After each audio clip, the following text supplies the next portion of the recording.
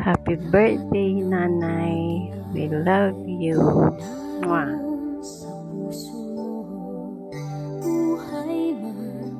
Sa picture na to, si Ate Len, and then syempre ang aming papa.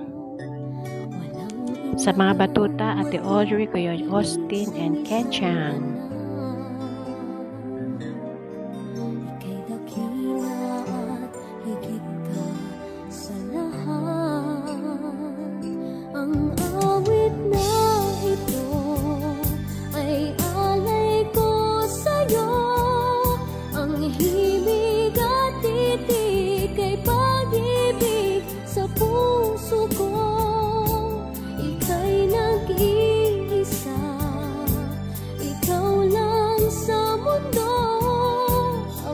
Oh, walang kokontra, walang mag-react. Ay, naku. Medyo inuna ko na yan. Alam mo na kung bakit. Ayan, namumuti na siya dyan. Or dahil sa camera. Ayan na. Ganda na. O, diba? Ayan ang pasabog. Madam na. Ay, wow.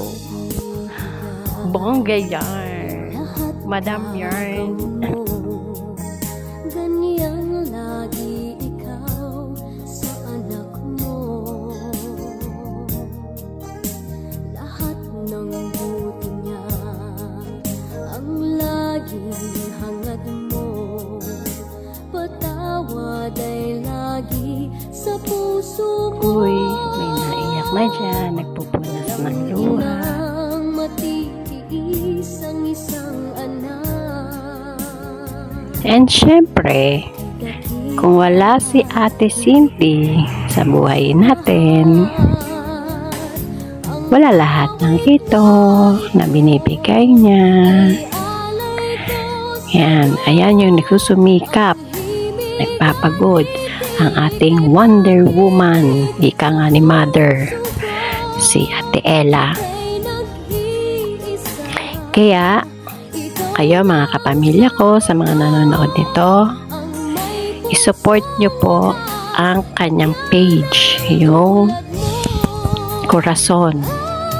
Ayan, makikita nyo rin dito, pinost ko yan. Ayan, support nyo po yan, like, share, kada live niya, share nyo lang na i-share, malaking tulong na yun sa kanya. Ayan, thank you very much, ate. And of course, wala rin ang ating yumaong lolay sumalangat ng kaluluwa niya. Wala rin si Mother, kaya thank you rin kay Lolay. Ayan. And of course, ang pinaka-importante sa lahat na hindi natin dapat makakalimutan, si Lord. Dahil kung wala si Lord, wala ang lahat sa atin. Thank you, Lord. Love you.